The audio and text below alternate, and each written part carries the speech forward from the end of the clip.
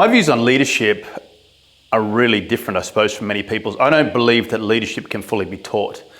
I believe you need to be someone who wants to be a leader and is very, very mindful of the people that surround them. You know, there was a gag I saw years ago called the I team, which is about, there is no I in team. And it said there is an I in team, it's just hidden inside the A-hole, and the A-hole was management. And it was funny at the time, however, it was very apt because it made me reflect upon the I that is in team, because it might be in the negative space of the A, but it's actually a team of individuals. So the way I speak to someone will vary from person to person to person, because I can't do a blanket statement for people and think that will work, because the words I say on the first person, which might build them up, might also crush the next person and the next person. So I have to be mindful of the way that person thinks, that person's emotional structure is, and how I deal best to bring the best out of them. And I think a lot of people miss that because they become very me-centric when they get in a position of management. And it's the old three fingers pointing back at me, one pointing to you deal, which is what can you do for me? And it needs to change and open up to become a hand to help people grow and help people change. And you have to remember that when you do actually help people grow and you help people change and you build them, it's going to make you look better anyway by default. You don't have to take the kudos. You don't have to take all the big hurrahs. You give that to your team, and they'll always do more for you. So you need to be mindful of the people that surround you, and always be thinking, what can I possibly do to improve them and to bring out their best? And by doing so, it brings out the best in you.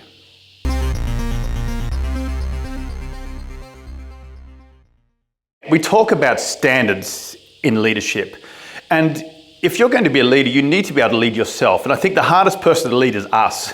It's all good and well being promoted to a position and being told that you're in charge of all these people. But it doesn't work that way. If you can't lead yourself first, if you don't actually have your life together, it's like a great amount of life coaches out there. They haven't got their own life sorted out, so it's why they can't help other people, truly. And this is very similar in so many aspects of life, is people are in positions of authority who just don't have it together. And I think it's no different to say in the mental health world, where I speak quite a bit, people that are speaking are still damaged and they haven't worked out the steps to keep themselves well. And so it's what we call broken wing syndrome. They're trying to fix others because they don't want to look at themselves. So we have to be very mindful as leaders and true leaders that we're always willing to learn and willing to raise our standards to a new level all the time. Always be willing to push and to be able to take criticism from our team and vice versa in a way that's going to help be constructive and help build us and make us better people. And the more of us that can do that, the better it's going to be.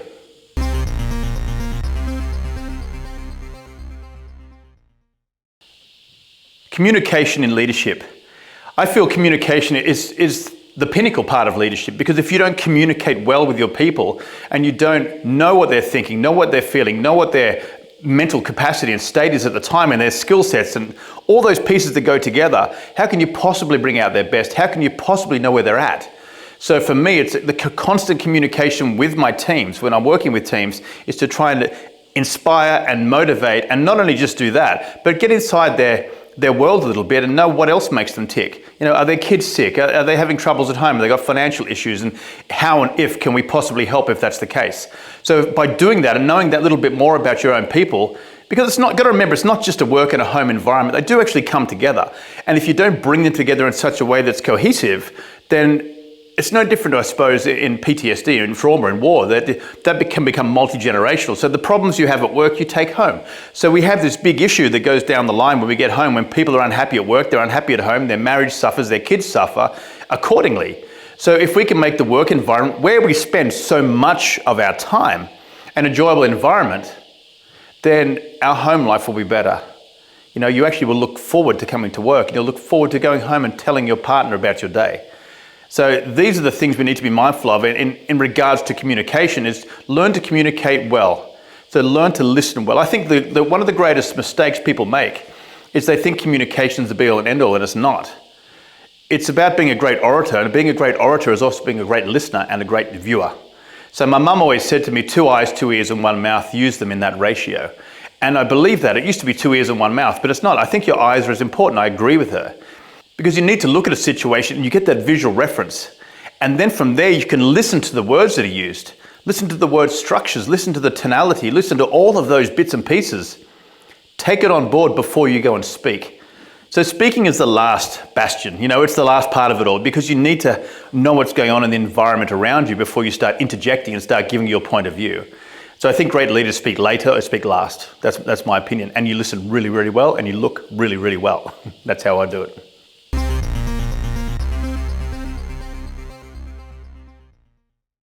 I think one of the biggest problems we have, and I've seen this numerous times, especially in the film industry, is people were very quick to throw others under the bus. And if things weren't working out, well, they say, oh, you didn't give me the team I wanted, or you didn't say this, or you didn't do that, or I haven't got this guy, or this girl hasn't got the skills. And the worst thing you can do is throw someone in your team under the bus. They never forgive you for it. They will never give you 100% of their skill set again, and no one will trust you again. The decisions start and end with you. If you are actually in charge of a team, you are actually working with people and you are above them in rank. It doesn't mean you're above them as a person, you're above them in rank. You do the whole thing together.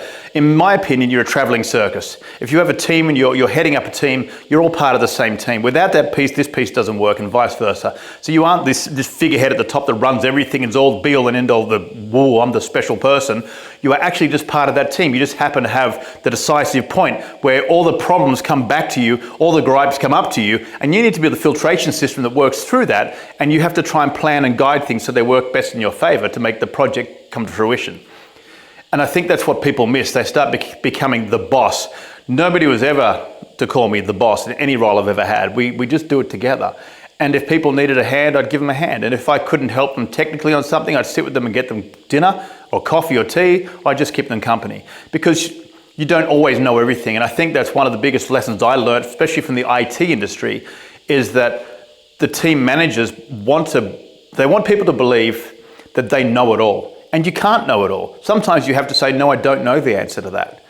Because A, we can smell a bull artist a mile away, and people can see through that. We've been around as a species long enough to know that a lie is a lie. You can see through that stuff. And so if you're honest with people, you say, you know what, I don't know the answer to that right now, but if you leave it with me, I promise you I'll get back to you. And then you go and you back up your word and you do that. People are on board. They believe you're a leader now because you actually have the courage to say, no, I don't know that, but I'll find out. You've got the courage to be honest and truthful. And that for me is what leaders do.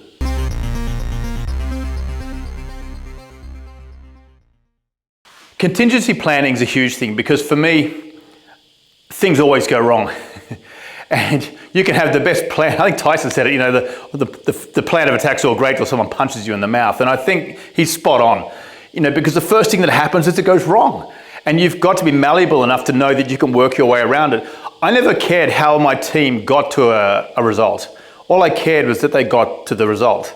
Everyone had their slight different way. And if you try and micromanage people and you try and put your will on them specifically, and we need it done exactly this way, you don't allow any creativity. And in a world where we need creativity, trust me, in many, many formats we need it, people will hide that away and they will never give it to you again. And what they'll give you is just enough for you to keep them on board. And you're missing out on so many great things if you do that. If you entrust people, I would get people who are technical people, and I'd entrust them with a film shot. And I go, look, I'm going to get you to do a shot. This is yours. And they would say to me, but I'm not a creative person. I said, well, no, I think you are. We just need to find it. And then I would help them by designing how it should roughly look as far as shape goes, and get them to bring the performance, them to do the layout, and get a feel of it. Then I'd come back later, we'd massage it a bit more and a bit more, and we'd get it to the point where it was ready to go out. Now, it might take 3 or 4 times longer to start with, but it's not about the shot. It's about the process and about the trust and the faith you're building with someone. Because when you build confidence in a human being, they start believing they can do more. And when they believe they can do more, they will try more, they will give more, and they'll start adding in other pieces you might not have gotten to. It's no different when a wall comes down in front of you. We've all heard this saying 1,000 times, you know, when a wall comes down, you get to the left, we can go right, you can go up, you can go down, all that stuff. It's true. However, a simpler way of making this happen is it gives you a different form of thinking you may never have looked at before had it worked. So when I'm going towards a problem or an issue and I hit a wall, that's fine, because now it makes my brain start clicking over and go, oh, what are the other potential options we can put into place here that may get us to the result? I keep thinking about the result. This is all process, and this is all bits and pieces that we have to hone and find and learn on the way to getting to the end game and the goal. And if we don't find this stuff, then we limit ourselves. So I think walls and things that come down in front of us are fantastic because they allow better thinking. And if we don't do that, we will have a lesser product at the end.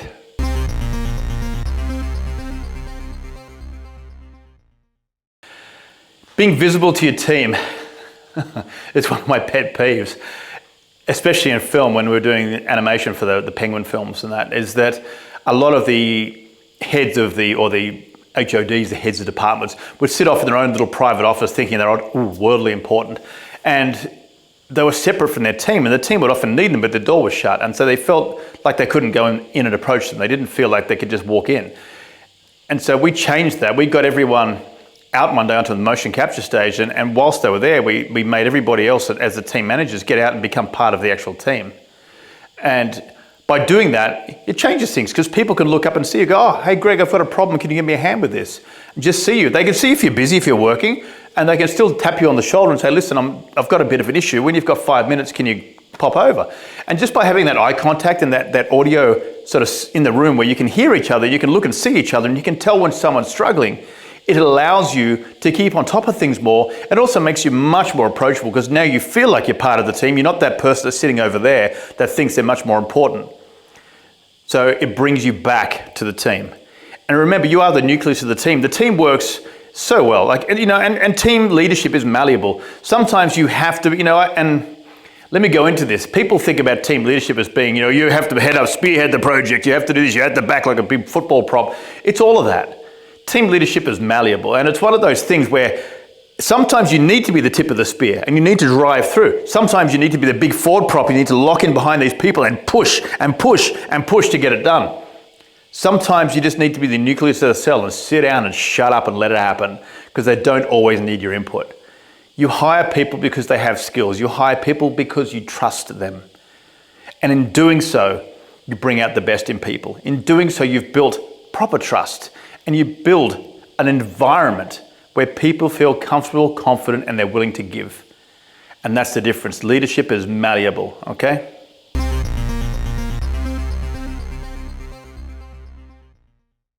Taking feedback is probably one of the hardest things to do at first, because everyone takes feedback personally. And you have to always remember, one thing I learned very young in sports is that it's about the process or the product. So by your own nature, if you're an athlete of any way, shape or form, you are a product. So you don't actually matter so much as a person. It's how you perform on the day. It's did you get to the finish line first or did you not? Did you shoot the highest score or did you not? And then what do you need to work on to rectify that? So by keeping detailed notes and doing that stuff, you can make the changes, but it's always about the process and the product, and you just happen to be the product. And that's the difference. When people need to take feedback, they take it very, very personally, like it's a slight on them. But it's not, because sometimes you need to work on your personality. Sometimes you need to work on your behavior. Sometimes you need to work on the technical side of things more. And there's always retacking of the sails as we progress through life. And if you aren't willing to do that, you're going to pigeonhole yourself into a lower position and you'll be stuck there.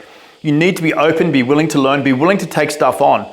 When I was going for my accreditation in speaking, I went around from place to place to place doing different speeches. And there was one piece of commentary as a feedback that I took, and I wanted people to be brutal, because what I learned in film is the audience as a collective is much more brutal than we could possibly ever be. So be brutal. And I asked for brutal, blunt criticism. And I got some brutal, blunt criticism to the point that the person was actually berated by someone else for writing this to me and saying this to me. But it was the most valuable piece of advice I'd ever been given, because it allowed me to go away and think about that. And I went, you know what, maybe they've got a point. So I started filming myself more, and I started looking at how I strategically placed my words and what I did, and it made my speeches and my presentations way better. So had I not taken that on board and had I taken that person, I would have said, well, who are they? But it doesn't matter. I'll tell you now, Happy Feet 1, the ending of our film was pretty much saved by someone who had no ranking on the film at all. They just happened to make a comment about the music that was played at the end of the movie, saying it was too fast. They said it to our producer, who took it on board, went away, chatted with the director about it, and then the end music was changed. And I think in doing that helped the success of the movie greatly. So never discount someone's input, because it's valuable. And Spielberg always said it, if any more than 3 people say to you, it's a problem that needs fixing, so maybe go away and fix it. All right, so take advice on board, take feedback on board, sit up, look it in the eye, and be willing to accept it, make some notes, and then make the changes, because it's not about you as a person or as a human being. It's about the way you're presenting yourself or the way you're delivering. All right.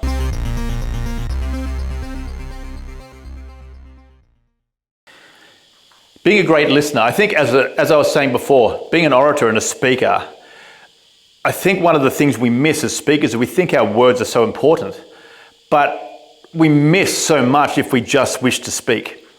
If you look at a situation, and this is in combat too, in my combative life, you have to look at a situation. It doesn't matter how good you are if you walk in and someone's armed with a knife or a gun. If you haven't studied the terrain first, you need to know what you're walking into. So you need to understand by looking and by listening before you get involved with the physical or with the verbal. So for me, I make sure that I look and I really try and take in the surroundings to make sure that I have a good understanding of what is happening from a distance. As I can hear more, as I move in, I can actually start piecing it together. And then maybe I can have an input. Sometimes it'll rectify itself, other times it won't, but be a great listener and a great watcher. If you can do those two skill sets, then the voice has power and gravitas when it's used. Otherwise, you're just wasting words and you're just another voice in the mix, and we don't need that. So always remember, when you're going to speak, make sure you've learned to look and to listen beforehand, and then you'll make a difference.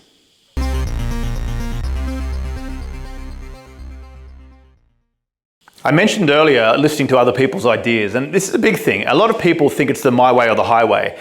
And especially in film, the writers or the directors, someone thinks that they've got the overall, yeah, this is my thing. And I've heard directors steal people's ideas before and claim them as their own. I've seen stunt directors do the same thing.